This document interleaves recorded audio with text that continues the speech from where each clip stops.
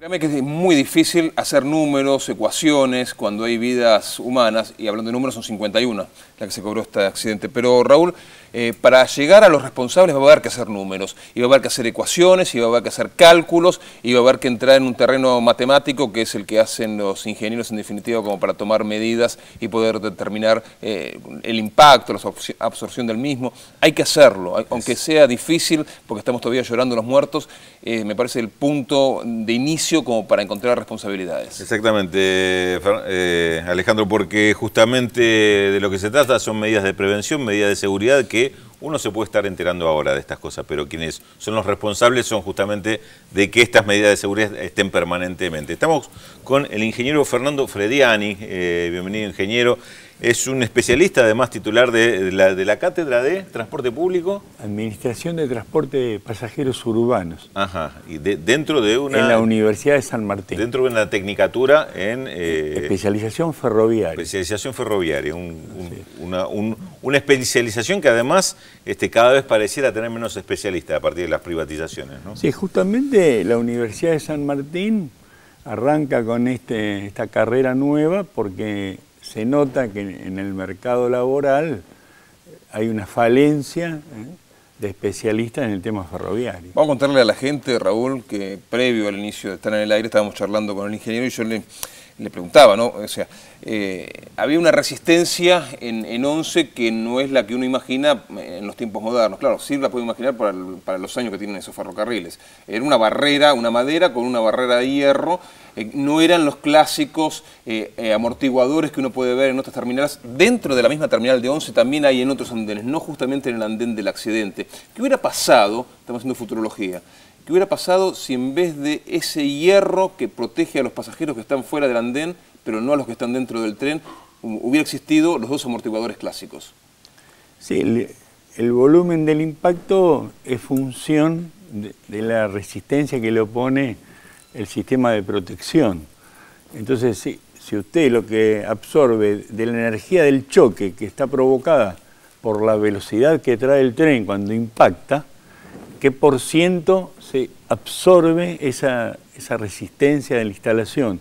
En una instalación tipo conocemos en Constitución, por ejemplo, sí, comía un 20% del impacto, acá come el 2 o el 3%. De todas maneras, en este tipo de accidente, esta observación que es válida, no adquiere gran trascendencia porque lo que es inexplicable es la llegada al andén con una velocidad como la que llegó el tren. ¿Por qué? Porque justamente uno de los fuertes de la seguridad del sistema ferroviario es que los trenes tienen diversos sistemas de freno. Es decir, usted cuando conduce un tren tiene un regulador de velocidad que le permite, cuando va llegando al andén, ir disminuyendo hasta detenerse. Pero el sistema prevé que si al conductor le sobreviene un desmayo o muere, o está distraído, o deja de funcionar como conductor, él posee un botón que si lo deja de accionar voluntariamente, el tren automáticamente se detiene. Es lo que en la jerga nosotros llamamos el hombre muerto.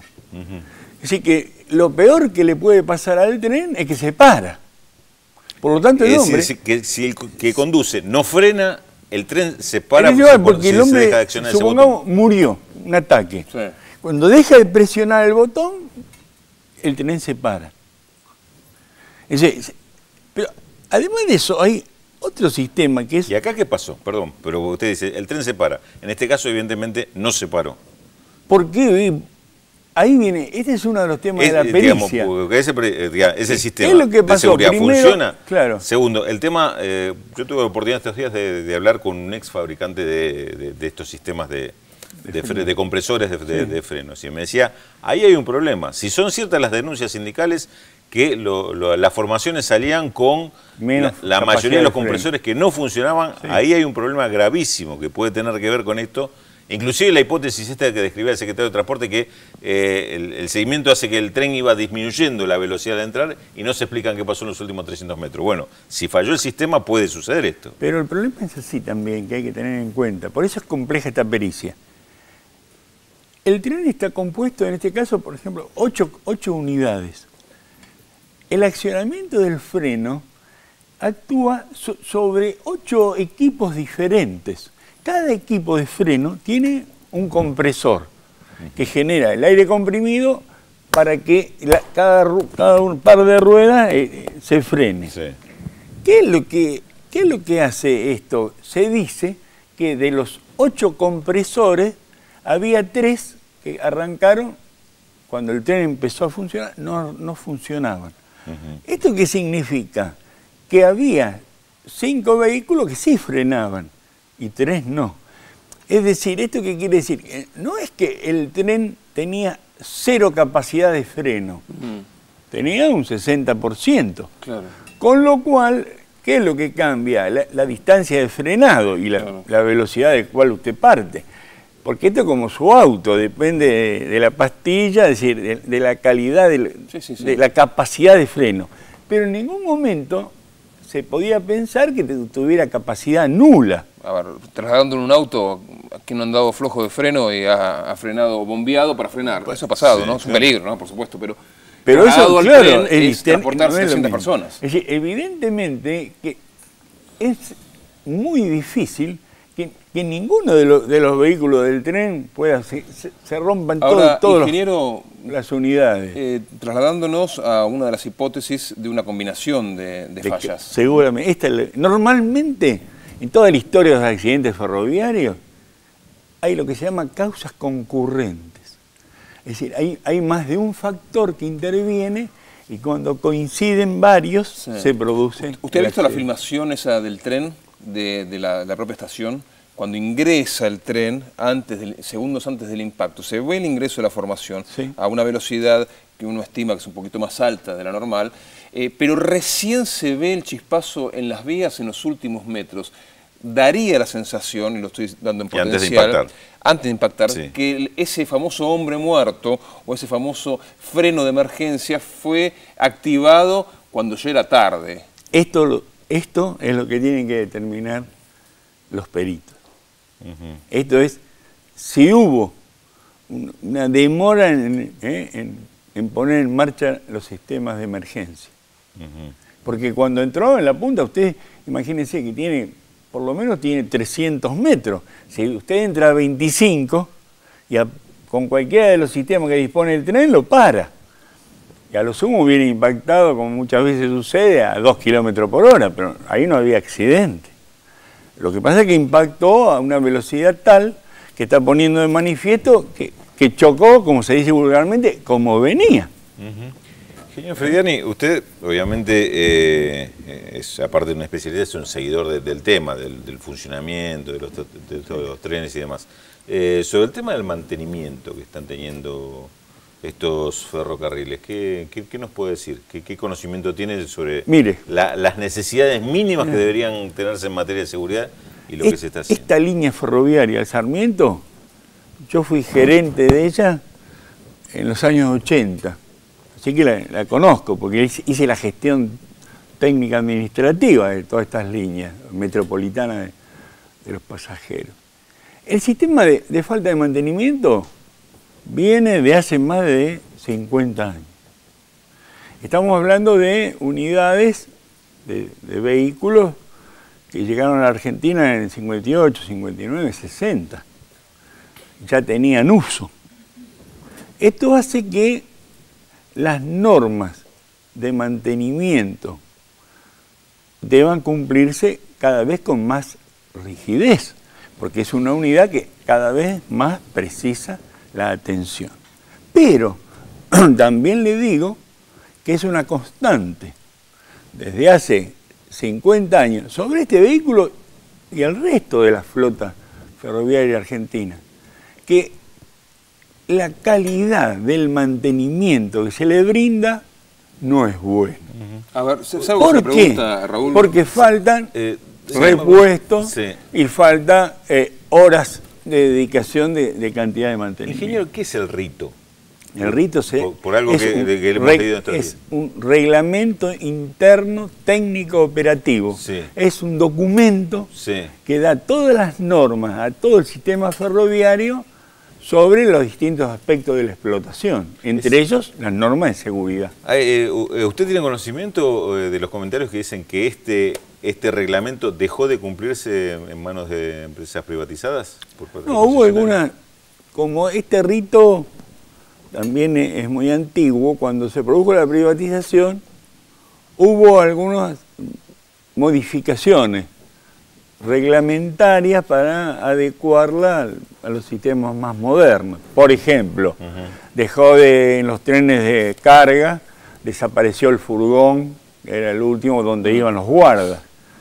Y bueno, entonces cambió la reglamentación y se adecuó a algunas condiciones. Pero en este caso, las normas que yo me refiero son las normas que dan los fabricantes y la técnica del mantenimiento para que todos los componentes de un tren funcionen bien. A eso me quería referir, ingeniero. Sus colegas hace 50 años cuando construyeron ese tren, y los otros parecidos, la misma línea, lo construyeron bajo normas y bajo estándares y con chapas en particular, preparadas, pensadas para resistir un impacto entre vagones. Con los años, esas chapas, como es normal, se fueron pudriendo y hay que cambiarlas o hay que... en la jerga del automovilismo se diría, cuando uno quiere dejar un auto en buenas condiciones para venderlo, que está disfrazado. Sí, en este caso... En muchos años, todos los trenes, los coches de pasajeros, han sufrido tareas de remodelación. Por ejemplo, se les corta el piso que está oxidado, averiado por tramos, y se le coloca nuevo.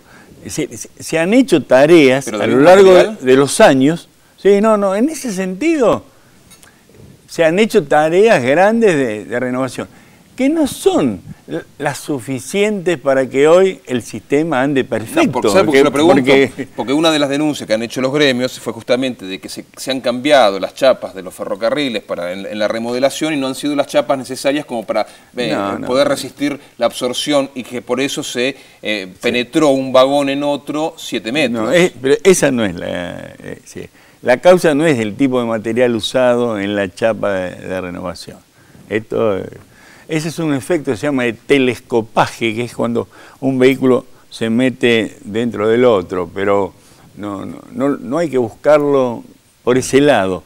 Lo que hay que buscarlo es cuáles son las fallas que vienen sucediéndose en el mantenimiento de las unidades para provocar que los sistemas de freno instalados no funcionen. Tiene que frenar. ¿Por qué? Porque está previsto como el auto particular suyo. Sí. Nadie prevé que se quede sin freno. La última pregunta yo le haría muy cortita, porque la reflexión que uno podría hacer de esto, dice, bueno, esto pasó siempre y lamentablemente va a seguir pasando siempre. ¿Va a seguir pasando siempre? No debe. Yo creo que la primera medida, esto llegó a un límite de tolerancia ya que es nulo. Yo creo que en este momento el Estado se tiene que hacer cargo de la responsabilidad de esto y poner la lupa en las tareas de mantenimiento. Yo estoy notando que ya hay una disminución de los servicios. Quiere decir que la cantidad de trenes que usted va a poder poner en marcha va a tener que estar adecuada a la normalidad del mantenimiento. Si no es suicida sacar trenes con este tipo de dificultades. O asesino, hay que poner más que suicida, porque el que se mata no es el que toma la decisión. Hay que poner la lupa en la seguridad. Ingeniero, ayer estaba viendo, y lo vamos pidiendo con esta reflexión, estaba viendo una película muy conocida, la he visto en el cine, la de Bucabré, Las invenciones de Bucabré, y este chiquito tiene una pesadilla, es que el tren no frena en la estación y sigue de largo y produce un desastre. El chico se despertó, porque fue una pesadilla. Lamentablemente aquí los argentinos una semana después están bien despiertos y fue real, y se cobró 51 vidas. Esto no debe suceder y por eso hay que apretar todas las responsabilidades del mantenimiento. Gracias, ingeniero. Gracias, Ron.